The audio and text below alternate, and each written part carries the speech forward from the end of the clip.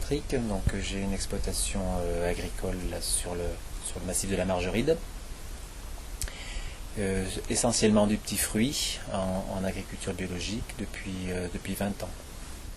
Alors j'ai rencontré Florent il y a quelques années, en fait en agriculture biologique, j'ai voulu travailler sur 3 grands axes.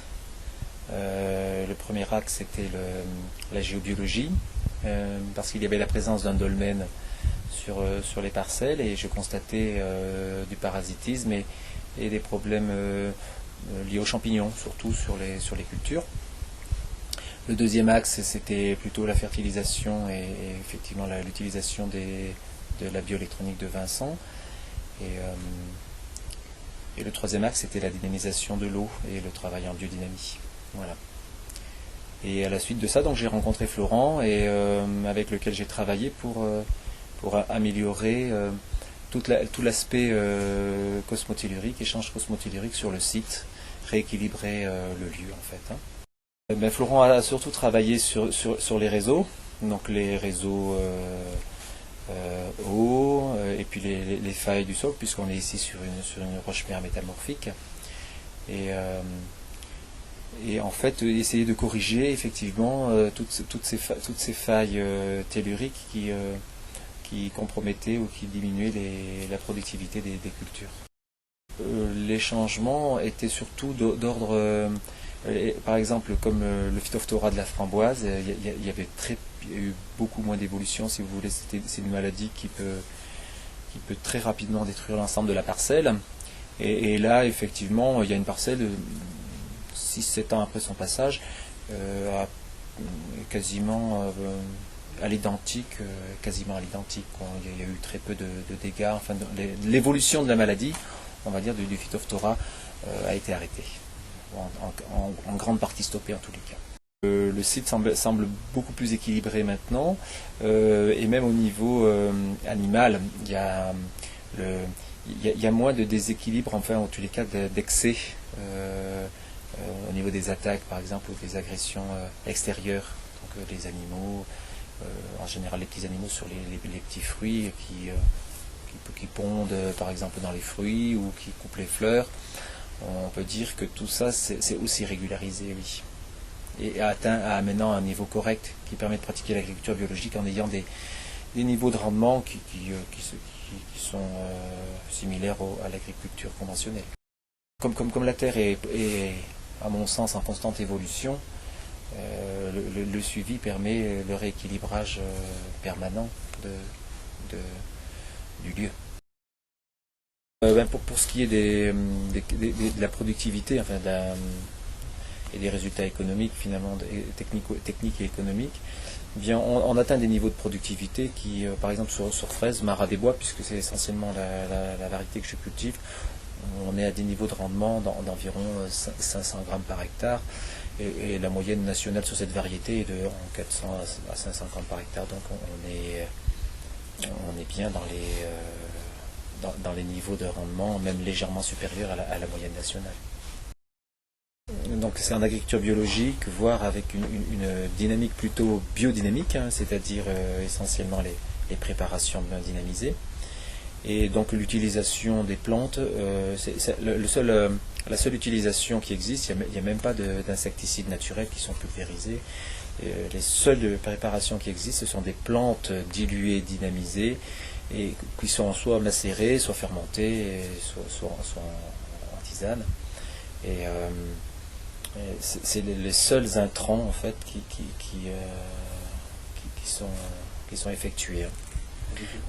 Avec le compost, oui. Voilà.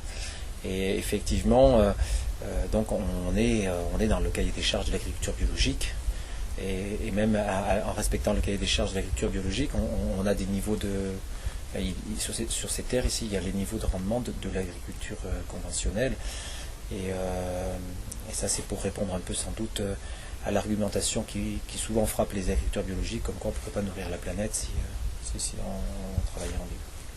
Voilà.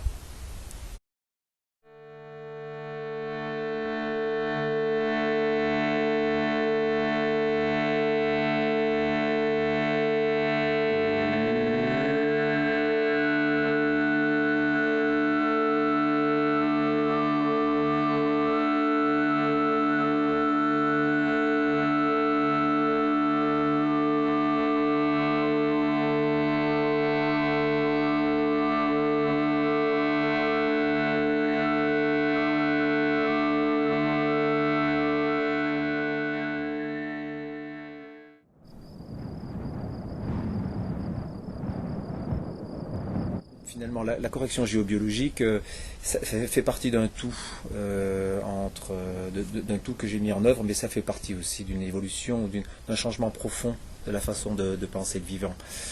Et c'est venu en même temps que le travail sur la biodynamie, la réflexion sur la biodynamie, les lectures sur la biodynamie, mais aussi sur les jardins de Findorm, qui était une communauté spirituelle qui est installée dans le nord de l'Écosse, arrivait à faire pousser des légumes sur des dunes de sable dans des conditions climatiques qui sont quand même assez hostiles. Donc ici on est sur des arènes métamorphiques, un socle de l'ère primaire, 400 millions d'années, des terres qui font 30-40 cm de profondeur au mieux, et on arrive quand même à avoir des potentiels de rendement qui rivalisent avec les grandes zones de culture. Voilà. C'était pour placer que c'était tout à fait possible. Il y a une parcelle qui est une culture de framboise qui est implantée depuis maintenant 13 ans. Et en général, une culture de framboise a une durée de vie d'environ 10 ans. Après, il y a une dégénérescence. Là, elle est implantée depuis 13 ans et il y avait effectivement un passage d'eau souterrain qui faisait qu'il y avait une forte attaque de Phytophthora.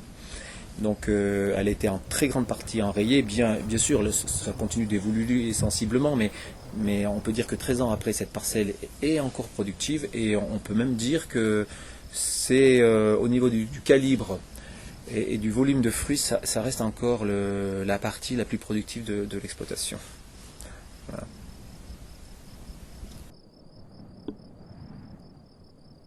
Sur l'aspect technique, le rendement en fraise, 500 grammes par pied, donc c'est un rendement qui correspond à la moyenne nationale, légèrement supérieur à la moyenne nationale sur cette variété, sur la variété Marat des Bois.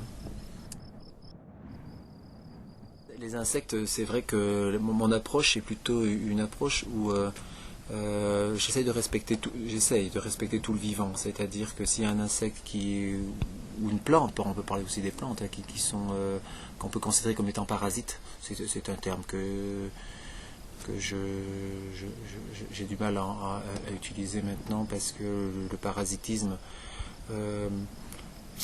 ça équivaut plutôt à penser la société comme une civilisation de compétition, ou une société de compétition.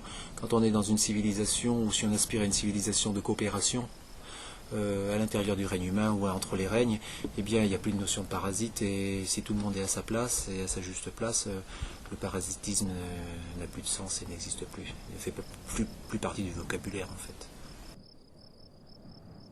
Par exemple sur le puceron, par exemple les attaques de pucerons, on sait maintenant, la coccinelle est très connue, mais il n'y a pas que la coccinelle, il y a aussi le forficule au perce-oreille. Donc le perce-oreille, on sait très bien qu'il va très bien il va s'abriter sous un bout de carton ou une petite boîte ou des trous vous mettez des plantes par exemple comme les ombellifères qui sont creuses à l'intérieur, donc ils vont pouvoir s'abriter là. Donc aussi c'est de permettre à tous les règnes de pouvoir s'installer sur la parcelle, sachant que dans tous les règnes, il y en a qui dégradent plutôt la culture, et il y en a d'autres qui permettront, du moins en limitant les populations qui dégradent des cultures, de restaurer les capacités de la culture, en tous les cas de ne pas limiter la production. La vie vient de la vie donne la vie. Donc effectivement, à partir de là, même en agriculture biologique, je ne conçois plus d'utiliser des insecticides comme la rothénone, enfin des produits comme la rothénone, le pyrètre ou le NEM, ou l'huile de NEM qui effectivement sont toxiques. C'est pas parce qu'ils sont issus du règne végétal ou du règne minéral, le soufre, le cuivre aussi, on le sait, à certaines doses sont toxiques. Donc vraiment ne plus utiliser ces produits-là, pour moi c'est important. Mais ça nécessite effectivement une certaine confiance en la vie elle-même. Je pense que effectivement dans ma conception aussi du vivant,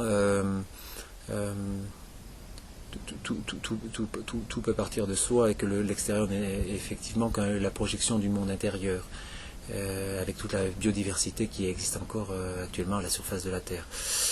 Ça veut dire que si vous voulez changer l'extérieur, déjà c'est une utopie, mais commencez par changer l'intérieur.